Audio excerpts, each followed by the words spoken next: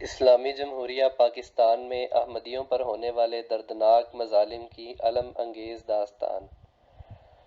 جنوری 2020 میں سامنے آنے والے چند تکلیف دہ واقعات سے انتخاب۔ P T I special committee کا الفضل پر پابندی لگانے کا فیصلہ۔ لاہور، 10 جنوری 2020۔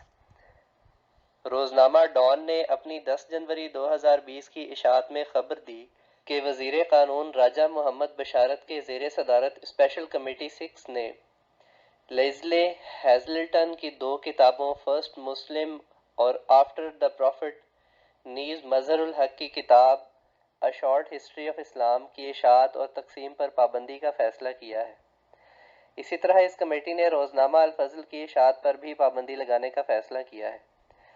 یاد رہے کہ روزنامہ الفضل کی اشاعت روا سے ہوتی تھی، جس پر پنجاب حکومت کی جانب سے پابندی عائد کر دی گئی۔ اب اس کی آن لائن اشاعت لندن سے ہو رہی ہے۔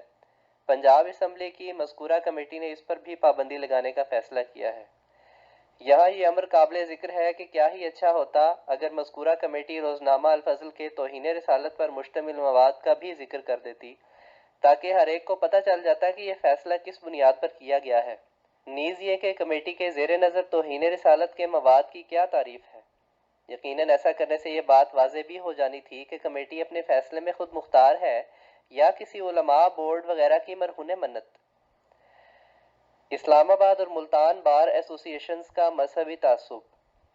اسلام آباد اور ملتان، جنوری 2020۔ ان دونوں شہروں کی بار ایسوسی ایشنز نے ختم نبوت کے مسئلے پر ایسی قراردادیں پیش کیں کہ جن کی وجہ سے ان کے اپنے ممبران میں تشویش کی لہر دوڑ گئی۔ اے این آئی نے 11 جنوری 2020 کو درج ذیل رپورٹ شائع کی۔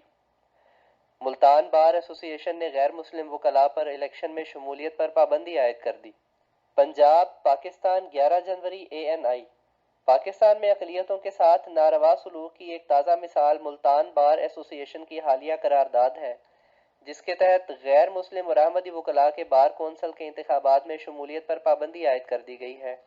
نیا دور نے بھی اس قرارداد کا ذکر کرتے ہوئے لکھا کہ مذکورہ قرارداد ملتان کی ضلعی بار کونسل کے وکلاء کی طرف سے پیش کی گئی ہے۔ اس قرارداد میں ذکر تھا کہ بار الیکشن میں حصہ لینے والے وکلاء کو اپنا اسلام ثابت کرنے کے لیے حلف نامہ جمع کروانا ہوگا۔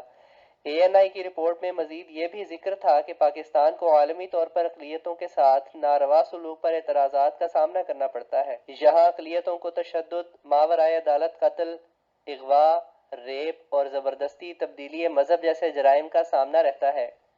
ان واقعات کی وجہ سے یہاں ہندو، عیسائی، سکھ، احمدی اور شیعہ خطے کی مظلوم ترین اقلیتیں ہیں۔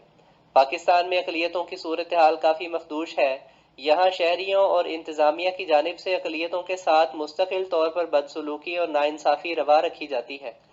پاکستانی حکام نے اپنے اقتدار کو بڑھانے کے لیے ہمیشہ مذہبی، اخلاقی، معاشرتی اور نسلی اقدار کی خلاف ورزیوں کی حمایت کی ہے۔ حال ہی میں ملتان بار ایسوسی ایشن نے تحفظ ناموس رسالت کے نام سے متفقہ طور پر ایک قرارداد پاس کی ہے۔ اس کے مطابق غیر مسلم اور احمدی وکلاء بار کے انتخابات میں شامل نہ ہو سکیں گے۔ اے این آئی یہ قرارداد ضلعی ایسوسی ایشن کی طرف سے منعقد کی جانے والی ختم نبوت کانفرنس میں پیش کی گئی تھی۔ اس میں یہ بھی ذکر تھا کہ انتخابات میں حصہ لینے والے وکلاء کو اپنا اسلام ثابت کرنے کے لیے حلف نامہ جمع کروانا ہوگا۔ اس کانفرنس میں حاضر وکلاء نے ختم نبوت پر ایمان کا حلف بھی دیا۔ اسلام آباد ضلعی بار ایسوسی ایشن اسلام آباد نے ایک پریس ریلیز شائع کی جس میں اپنے ممبران کے لیے درج ذیل اعلان شائع کیا۔ تمام معزز ممبران اسلام آباد بار ایسوسی ایشن کو مطلع کیا جاتا ہے کہ آج مورخہ 15/1/2020 کو اسلام آباد ایسوسی ایشن کی کابینہ کا اجلاس ملک محمد ظفر کھوکھر صدر اسلام آباد ایسوسی ایشن کی صدارت میں منعقد ہوا، جس میں ختم نبوت کے متعلق فیصلہ کیا گیا کہ 16/12/2019 کی جنرل باڈی اسلام آباد بار ایسوسی ایشن کے فیصلے کے مطابق اسلام آباد بار ایسوسی ایشن ترمیمی رولز 2019 پر عمل درآمد کے لیے تمام معزز ممبران اسلام آباد بار ایسوسی ایشن سے درخواست کی جاتی ہے کہ وہ مذہب کا اعلامیہ جبکہ مسلمان ممبر ہونے کی صورت میں ختم نبوت پر ایمان کا حلف نامہ 31/1/2020 سے قبل جمع کروائیں۔ بصورت دیگر ڈیفالٹر کی ممبرشپ معطل کر کے لسٹ نوٹس بورڈ پر آویزاں کر دی جائے گی۔ اسلام آباد بار ایسوسی ایشن کے اس اقدام پر کچھ معزز ممبران نے احتجاج کیا۔ اسی طرح محترم وکیل مصطفیٰ نواز کھوکھر نے اس فیصلے پر عمل کرنے سے واضح طور پر انکار کر دیا۔ چنانچہ چند ہی دنوں بعد ایسوسی ایشن کی انتظامیہ نے مندرجہ بالا نوٹس کا لدم قرار دے دیا۔ ہائی کورٹ آزاد کشمیر بھی جماعت مخالف کیمپ میں۔ کوٹلی 29 جنوری 2020۔ اسلام آباد ہائی کورٹ کے جسٹس شوکت عزیز صدیقی نے تحریک ختم نبوت کے مولوی اللہ وسایہ کی درخواست پر کچھ عرصہ پہلے احمدیوں کے حوالے سے 170 صفحات پر مشتمل ایک نامعقول فیصلہ جاری کیا تھا۔ اسی طرح گزشتہ سال مارچ کے مہینے میں جسٹس شجاعت علی خان نے بھی قرآن ایکٹ 2011 پر، جو کہ بنیادی طور پر احمدیوں کے متعلق تھا، 40 صفحات پر مشتمل فیصلہ جاری کیا۔ یہ فیصلہ جماعت مخالف کٹر مولوی حسن معاویہ کی درخواست دائر کردہ ریٹ پیٹیشن پر جاری کیا تھا۔ اسی کے تسلسل میں تحریک ختم نبوت کی دائر کردہ درخواست پر آزاد کشمیر ہائی کورٹ نے بھی ایک فیصلہ جاری کیا۔ اس کے متعلق 29 جنوری 2020 کو کوٹلی، راولپنڈی اور لندن سے شائع ہونے والے روزنامہ صدائے چنار میں درج ذیل خبر شائع ہوئی۔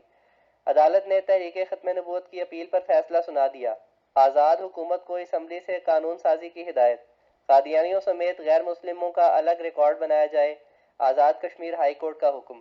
ووٹر فہرستیں بھی علیحدہ، حق نمائندگی بھی الگ تسلیم کیا جائے۔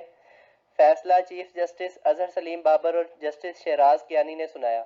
2018 میں مرزائیوں کو غیر مسلم قرار دیا تھا، مگر غیر مسلموں کے علیحدہ سیاسی حقوق تسلیم شدہ نہیں تھے۔ اب عدالتی فیصلے کے بعد مرزائی مشترکہ سیاسی حقوق سے مستفیض نہیں ہو سکیں گے۔ آزاد کشمیر کی حکومت اور سیاسی جماعتیں احمدیوں کو غیر مسلم قرار دیے جانے والے فیصلے کا کریڈٹ لے رہی ہیں، جبکہ مذہبی جماعتیں ہائی کورٹ کے اس فیصلے پر شادیانے بجا رہی ہیں۔ یہ فیصلہ احمدیوں کے انتخابات پر شمولیت کے حوالے سے ایک قدغن ثابت ہوگا۔ یقیناً اس فیصلے سے یہ سوال ابھرتا ہے کہ آزاد کشمیر شہریوں کو مذہبی آزادی رائے اور سیاسی حقوق کی فراہمی میں مقبوضہ کشمیر سے کس طرح بہتر حالت میں ہے۔ آزاد کشمیر کا میڈیا، سیاستدان اور مولوی حضرات کشمیر کے مسئلے پر عالمی برادری کی کنارہ کشی پر تو واویلا کرتے ہیں، لیکن سرحد کی اس پار اپنے شہریوں کے ساتھ جو ہوا ہے اسے دیکھنے سے قاصر ہیں۔ کراچی میں ایک احمدی مخالفت کی وجہ سے نقل مکانی پر مجبور۔ ماڈل کالونی کراچی 16 جنوری 2020۔ 9C بیکری سٹاپ کراچی میں ایک احمدی ملک مبشر احمد کئی سالوں سے رہائش پذیر ہیں۔ مالک مکان بذات خود ایک نیک اور شریف انسان تھے اور اپنے کرایہ دار سے خوش تھے۔ چند دن پہلے جب وہ فوت ہوئے تو مالک مکان کے بیٹے نے، جو احمدیوں کے سخت مخالف ہیں، ملک مبشر احمد کو مکان چھوڑنے کا نوٹس دے دیا۔ مکرم ملک مبشر احمد نے ملک کا مکان کرائے پر لے لیا، لیکن دیگر اہلیان محلہ کے دباؤ کی وجہ سے یہاں سے بھی مالک مکان نے ان کے ساتھ کرائے کا معاہدہ ختم کر کے پیشگی ادا کی گئی رقم واپس کر دی، اور اب ان حالات میں موصوف کو کئی مشکلات کا سامنا کرنا پڑ رہا ہے۔ اسی طرح ماڈل کالونی اور گلشن جامی میں جماعت کی مخالفت کی وجہ سے احمدیوں کو کرائے پر مکان کے حصول میں اسی طرح کی مشکلات کا سامنا کرنا پڑتا ہے۔ احمدی کی تدفین روک دی گئی۔ چک RB 40 سانگلا ہل، ضلع ننکانہ، 4 جنوری 2020۔ محمد انور ابن محمد اسماعیل 4 جنوری 2020 کو وفات پا گئے۔ ان کی تدفین گاؤں کے مشترکہ قبرستان میں ہونا تھی، جس کے لیے ایک قبر بھی تیار کی جا چکی تھی۔ اس قبرستان میں ان کے والدین بھی مدفون ہیں۔ ان کی تدفین کے موقع پر گاؤں کے چند شرپسندوں نے پولیس کو بلا کر احتجاج شروع کر دیا۔ پولیس جب موقع پر پہنچی تو لوگوں کا ایک مجمع موجود تھا، چنانچہ پولیس نے یہ معاملہ گاؤں کے نمبردار کے سپرد کر دیا، جس نے معاملے کو رفع دفع کرنے کے لیے فیصلہ کیا کہ احمدی کسی اور جگہ تدفین کر لیں۔ نیز احمدیوں کو قبرستان کی الگ جگہ دینے کا بھی وعدہ کیا۔ احمدیوں کو مجبوراً یہ فیصلہ ماننا پڑا۔ عقل اور اخلاقی قدروں سے عاری ہو کر احمدیوں کی مخالفت۔ پاکستان کے ایک مشہور پروڈیوسر سرمد سلطان کی فلم زندگی تماشا ہے 24 جنوری 2020 کو ریلیز ہونی تھی، مگر کچھ مذہبی گروہوں کے اس فلم پر اعتراضات کی وجہ سے حکام نے اس کی ریلیز پر پابندی عائد کر کے اس کا معاملہ اسلامی نظریاتی کونسل کے سپرد کر دیا۔ اس دوران اس فلم کے خلاف مخالفین نے من گھڑت اور بے سر و پا الزامات کا پروپیگنڈا کرنا شروع کر دیا۔ اسی طرح سوشل میڈیا پر اس فلم کے حوالے سے جھوٹے الزامات لگائے گئے کہ یہ فلم قادیانی ملحد نے بنائی ہے۔ اسی طرح اس فلم کو لے کر درج ذیل الزامات بھی لگائے گئے۔ ایک قادیانی ملحد اس فلم کو پروموٹ کر رہے ہیں۔ اس فلم میں اسلام، مساجد اور مدرسوں کو شدت پسندی کی طرف منسوب کیا گیا ہے۔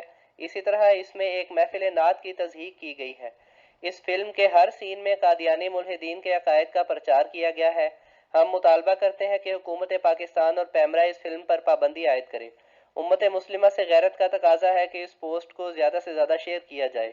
مذکورہ بالا بیانات کا حقیقت سے کس حد تک تعلق ہے اس کے متعلق کچھ نہیں کہا جا سکتا، البتہ قادیانیوں کی طرف منسوب الزامات من گھڑت اور حقیقت سے کوسوں دور ہیں۔ احمدیہ مسجد کو درپیش خطرات۔ چندر کے مگولے، ضلع نارووال، جنوری 2020۔ اس جماعت نے موجود مخالفین احمدیت نے احمدیہ مسجد کے خلاف درخواست دائر کی، جس میں ذکر کیا کہ احمدیہ مسجد پر کلمہ لکھا ہوا ہے، اسی طرح اس کے مینار بھی ہیں جو کہ غیر قانونی ہیں۔ مخالفین کی اس درخواست سے احمدیوں میں تشویش کی ایک لہر دوڑ گئی۔ احمدیوں نے پولیس اور اسپیشل برانچ کے حکام کو بتایا کہ یہ مسجد 55 سال پرانی ہے اور مینار وغیرہ اس وقت سے ہی موجود ہیں۔ ضلع انتظامیہ نے اس موقع پر مسئلے کا عقل مندی اور شفافیت سے حل کیا، جس سے معاملے کی سنگینی میں کمی واقع ہو گئی۔ الفضل، 3 مارچ 2020 بروز منگل، صفحہ نمبر 17۔ آواز، مدثر وسیم۔